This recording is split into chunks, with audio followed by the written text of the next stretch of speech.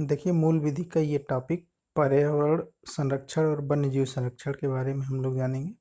बस जितना बता रहे हैं सिर्फ उतना ध्यान रखिए, सारे क्वेश्चन आपके सॉल्व हो जाएंगे। सिर्फ उतनी बातों पर ध्यान दीजिए और उतने का ही नोट्स बनाइए, वही लाइनें आप अपने नोट्स में लिखिए जो हम बता रहे हैं बस। तो देखिए, पर्यावरण संरक्षण अधिनियम 1996 क्यों बनाइए। तो पर्यावरण संरक्षण अधिनियम एक्चुअली स्वीडन के स्टॉकहोम शहर में जून 1972 में एक सम्मेलन हुआ था, जिसमें लगभग दुनिया के कई सारे कंट्री ने भाग लिया था और उसमें इंडिया भी था। तो इंडिया ने भी उसका सदस्य था। तो जो सबसे पहला क्वेश्चन आपसे पूछा जाएगा वो ये पूछा जाएगा कि पर्यावरण संरक्षण अधिनियम जो है वो आपका कब लागू हुआ। तो सबसे पहला क्वेश्चन तो यही याद रखेंगे कि 19 नवंबर 1986 को पर्यावरण संरक्षण अधिनियम संपूर्ण भारत पर लागू हुआ। अगला क्वेश्चन आपसे ये पूछा जाएगा कि इसमें कुल कितनी धाराएं हैं।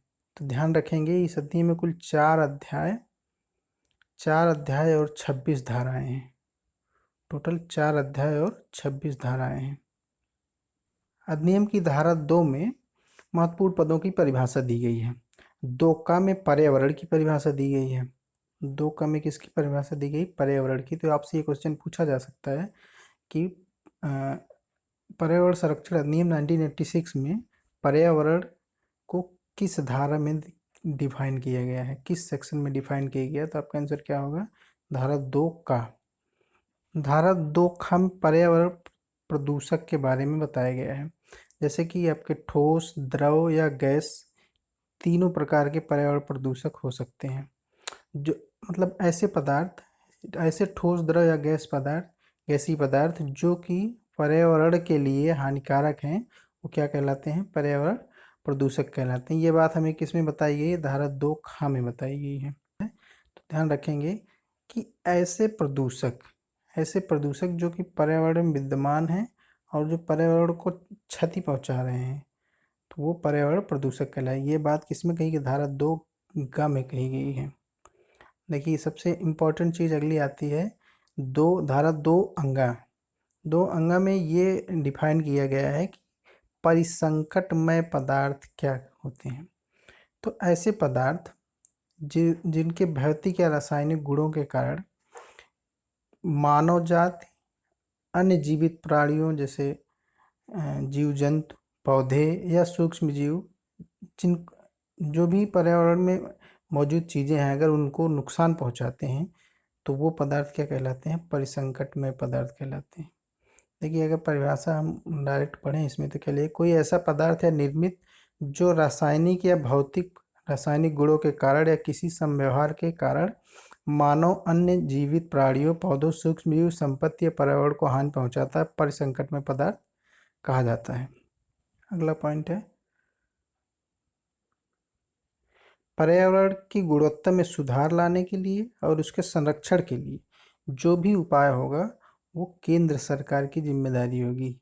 ये बात धारा 3 में कही गई है।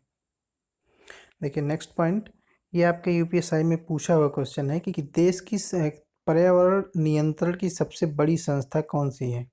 केंद्रीय प्रदूषण नियंत्रण बोर्ड।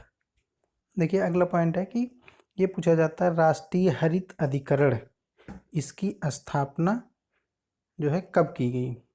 तो ये राष्ट्रीय हरित अधिकरण या इसी को कहते हैं एनजीटी। एनजीटी मतलब नेशनल ग्रीन ट्रिब्यूनल।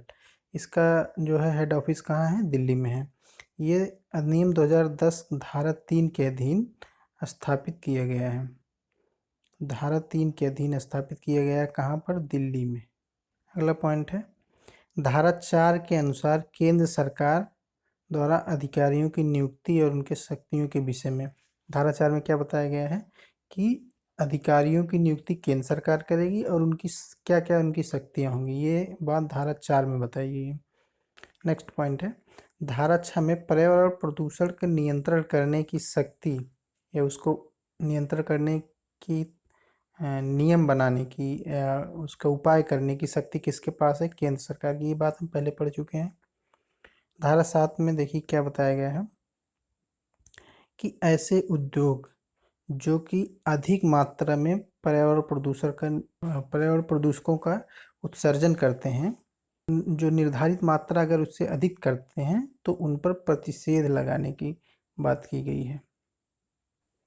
देखिए नेक्स्ट पॉइंट है कि धारा 12 में ये कहा गया है कि केंद्र सरकार पर्यावरणीय प्रयोगशालाओं की स्थापना करेगी, यानी केंद्र सरकार पर्यावरण प्रयोगशालाएं बनाएगी जिनमें कि पर्यावरण से संबंधित रिसर्च हो सके। ये सबसे इम्पोर्टेंट पॉइंट है। देखिए इसमें क्या कहा गया है कि जो अधिनियम या उपबंध बनाए गए हैं अगर कोई उनका उल्लंघन करता है तो उनके लिए दंड का भी प्रावधान है। किसके तहत? धारा 15 के तहत। धारा 15 के तहत जो भी ये जो पर्यावरण संरक्षण अधिनियम है अगर उसका कोई उल्लंघन करता है तो उसको दंड दिया जाएगा। ये बात किस में कही गई है? धारा 15 में कही गई। अच्छा, अगली बात, धारा 15 में मान लो दंड की बात कही गई है, लेकिन दंड कितना दिया जाएगा? तो अगर आदमी कोई भी व्यक्ति अगर पर्यावरण संरक्षण अधिनियम का उल्लंघन करता है तो उसे 5 वर्ष तक का कारावास या 1 लाख रुपए का जुर्माना या फिर दोनों से दंडित किया जा सकता है। तो ये सवाल आपके यूपीएसआई में पूछा जा चुका है पहले कि पर्यावरण संरक्षण अधिनियम का उल्लंघन करने पर क्या सज़ा दी जाती है। तो क्या सज़ा ध्यान रखेंगे? 5 साल का कारावास हो सकता है और 1 लाख का जुर्माना या फिर दोनों एक साथ भी हो सकता है। देखिए अब हम कुछ उपयोगी तथ्य के बारे में देखेंगे जो इनसे अलग हैं। सबसे ये क्वेश्चन आपसे पूछा जा सकता है कि पृथ्वी सम्मेलन का आयोजन कहाँ पर किया गया था? तो पहला पृथ्वी सम्मेलन रियो डी जेनेरियो जो कि कहाँ पर है? ब्राज़ील में है, 1992 में आयोजित किया गया था। अगला पॉइंट है सतत विकास विश्व शिखर सम्मेलन 2002 कहाँ पर संपन्न हुआ था? तो कहाँ पर? ध्यान रखेंगे, जोहान्सबर्ग में हुआ था।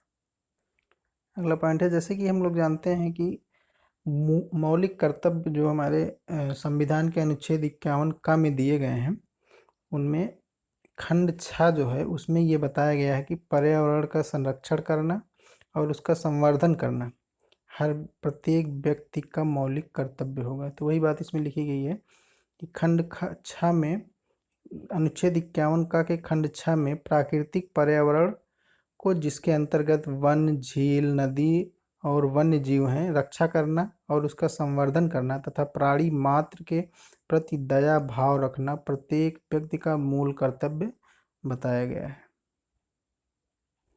नेक्स्ट पॉइंट इज संविधान के अनुच्छेद 48 का जो कि क्या है? हमारा नीति निर्देशक तत्व है। कहाँ से है? 36 से 51, अनुच्छेद 36 से 51 तक डीपीएसपी दी गई हैं नीति राज्य के नीति निर्देशक तत्व। उसमें भी पर्यावरण संरक्षण और संवर्धन, वन तथा वन्य जीवों की रक्षा को राज्य के नीति निर्देशक तत्वों में शामिल किया गया है। तो आपसे क्वेश्चन ये पूछा जाएगा कि डीपीएसपी का कौन सा अनुच्छेद है जिसमें कि पर्यावरण संरक्षण तथा संवर्धन की बात की गई है? तो अनुच्छेद 48 का में। देखिए यहाँ पर हमारा पर्यावरण संरक्षण अधिनियम खत्म फिनिश हो गया, बस इसमें इतने ही पॉइंट थे। अब अगला हम लोग देखेंगे वन्य जीव संरक्षण अधिनियम 1972।